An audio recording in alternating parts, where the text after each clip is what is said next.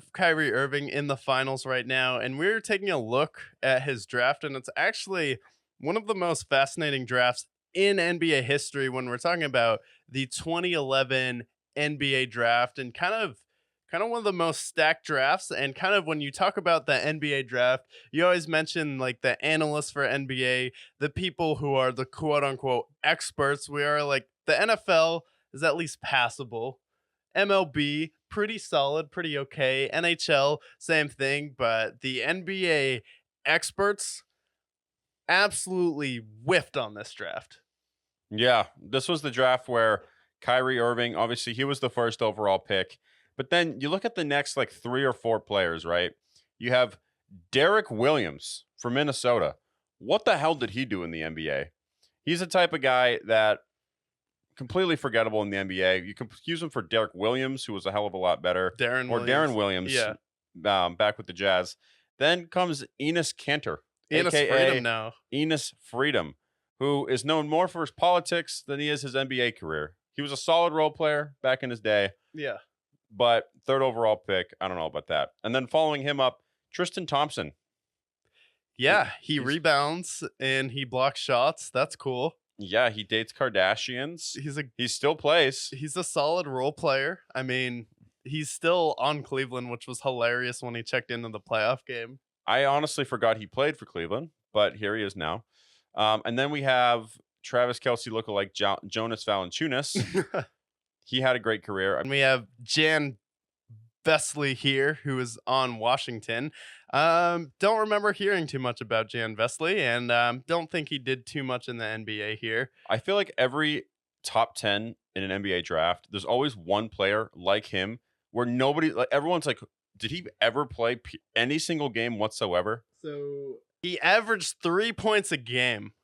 Wow. Tristan Thompson's career average is 8. Derek Williams' career average is 8.9. Ennis Freedom is at least in double digits at 11 there. And then Jonas Valanciunas' career average is at 8 as well. And then we have Bismack Biyombo, who is taken by the Sacramento Kings here. And he had a career. He played basketball. He was the first overall name. That's for damn sure. If there was a draft name competition, he would be first overall. I remember this draft specifically for when they called Bismack Biyombo. I'm like, this guy passes the name test. And he did pass the name test. He was a fine role player in the NBA. Yeah, he definitely passed the name test there. Kind of a soft spot for this player, Brandon Knight. He's someone who was pretty good, actually. He averaged 14 points a game. I remember those Pistons teams where it was Brandon Knight. You had Rodney Stuckey, Tayshaun Prince, Moose Monroe, and then Andre Drummond on that team as well. Then those were some fun teams to watch, I guess. They were okay. They made the playoffs. Yeah, Brendan Knight, he had a sad career because it was really derailed by injuries, but when he was playing, he was a really good player, and it was a shame to see the way his career progressed. Yeah, and then after him, UConn legend Kemba Walker. And in this draft, Kemba Walker, he's probably still a top 10 draft pick. And I would honestly, over all the other players so far in this draft, if we're going as we go and just moving players up and down, I would immediately move Kemba Walker into the top 2 right there with Kyrie Irving. Absolutely. And then after him, we have China legend Jimmer Fredette. Yeah, did he succeed in the NBA? No. Did he succeed in China? He is the Michael Jordan of China. So Honestly, that's got to count for something. I feel like if we're going to go over this draft, we have to mention how great he was in China, because I believe he won like 4 titles. Yeah, he won like 4 titles in China. I believe he had a game where he dropped 70 as well. He did. And yeah, he was not great. Couldn't really play any defense. However, his career average here is 6 points. That's not great. And then after that, Klay Thompson out of Washington State taken. I would definitely put Klay Thompson top 4 in this draft because we have Kyrie Irving, Jimmy Butler, and Kawhi Leonard. And then after that, I would probably take Klay number 4, maybe number 3, and take Klay over Kyrie. But yeah, I would take Kyrie over Klay Thompson, but Klay Thompson in his day, completely elite. Completely elite. And then after that, we have Alec Burks, who is fine. Alec Solid Burks role is a player. solid role player there. Averaged about 10 points a game. No shame in that. Better than I would average in the NBA. And then we have the Phoenix Suns, who absolutely whiffed. They took Markieff Morris instead of Marcus Morris, who's taken in the very next pick. It's rare that you see two brothers taken back to back there, number 13, number 14. Yeah. I feel like both of them have played for a million teams.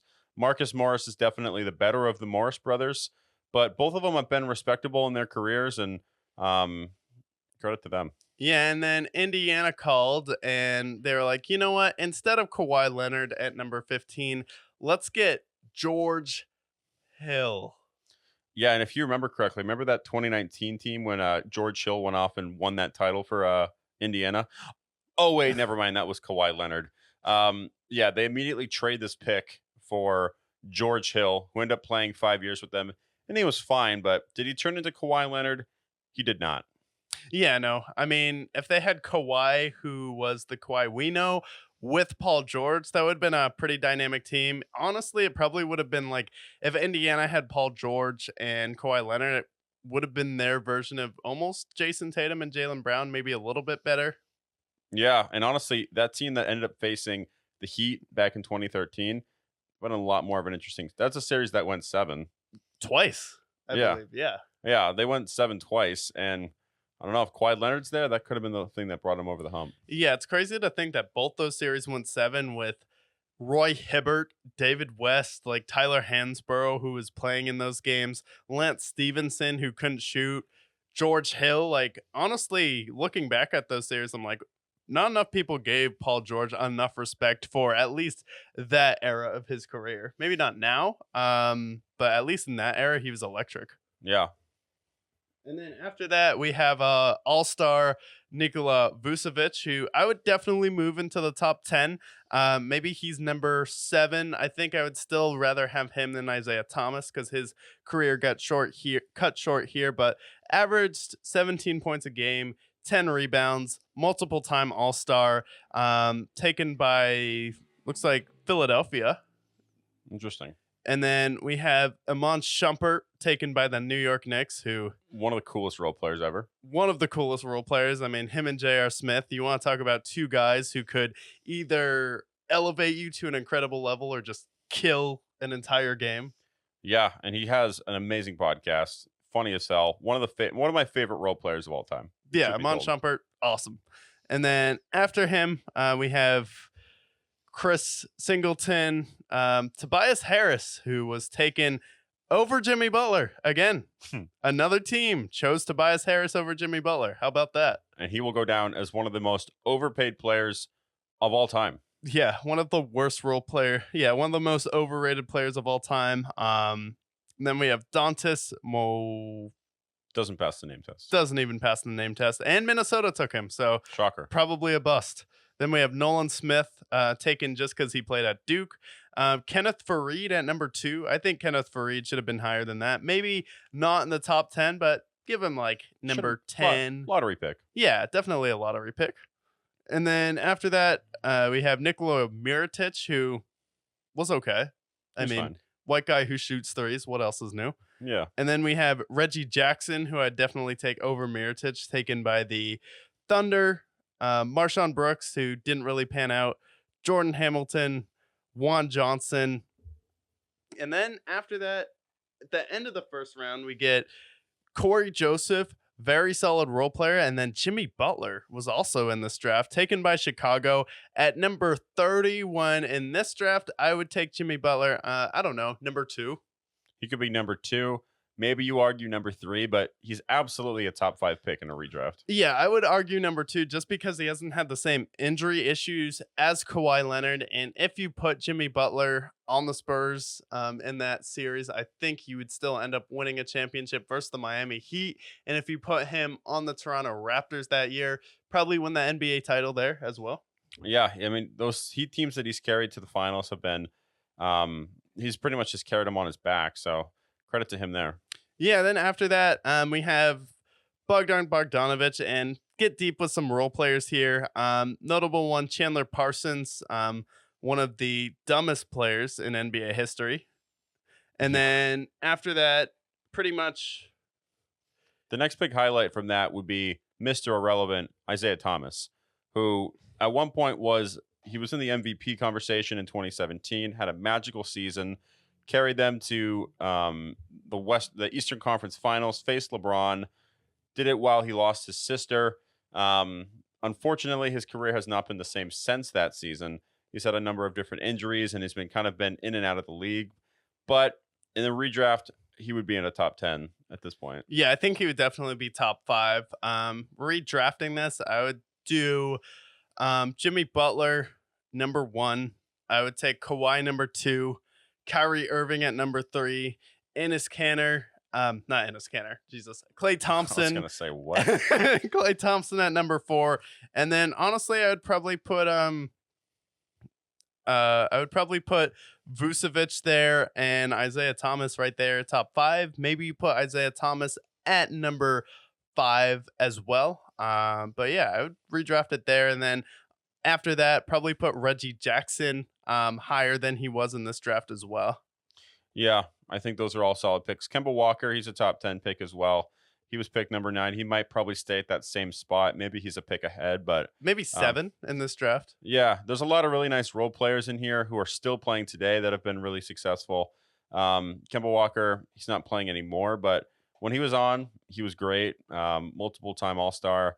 So honestly, probably of all the drafts that we've gone over to this point, that one is one of those drafts where front to back, there's some sort of history there, whether it's Mr. Irrelevant Isaiah Thomas or Kyrie Irving, and then all the guys in between. Jimmy Butler, the last pick in the first round. Yeah. Insanity. Kyrie and Isaiah Thomas being traded for each other at one point, and then Tobias Harris being taken a few picks before Jimmy Butler, and then inevitably the 76ers choosing Harris over Jimmy Butler to pay him there. Definitely some interesting picks there, but it again highlights how the NBA, it's so hard to actually know who's going to be really good and who is going to just be a massive bust, because you go through those first top 10 picks and you're like, oy vey, we're taking Enes Kanter in the top 3 here. We're taking just Tristan Thompson at number 4 in Cleveland. Imagine if Cleveland took Kawhi. Imagine if they took Jimmy Butler. And then the Minnesota Timberwolves, again, you take a player who's not even in the league anymore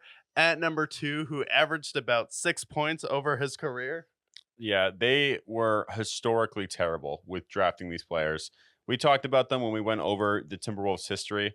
Just a series of just god-awful draft selections. We already know the infamous Johnny Flynn and Ricky Rubio lore, but Derek Williams shortly after didn't do anything in the league. Yeah, you could have had, I don't know, Kemba at least. Yeah.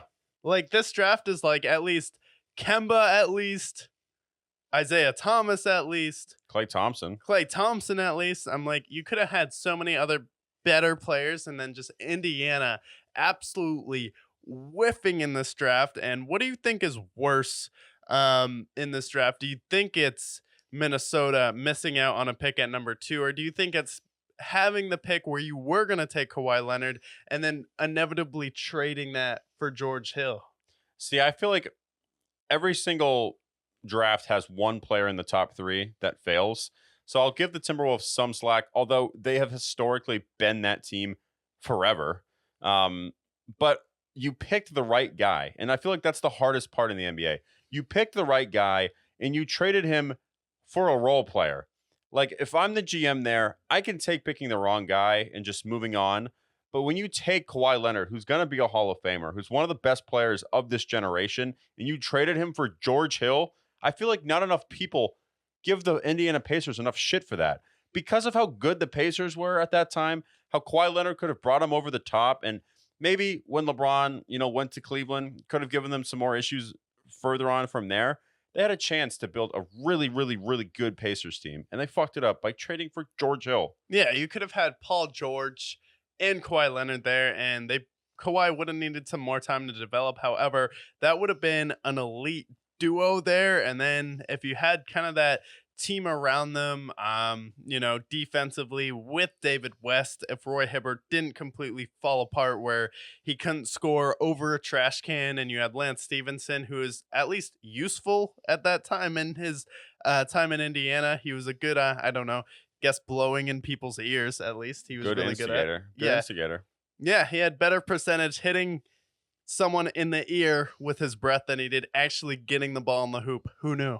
Who knew? Who knew that was all you needed to get some money in the NBA? Yeah, just being able to blow in someone's ear and be a distraction. But yeah, that was the 2011 draft. Let us know what you thought about that draft below. Definitely one of the most interesting drafts in NBA history.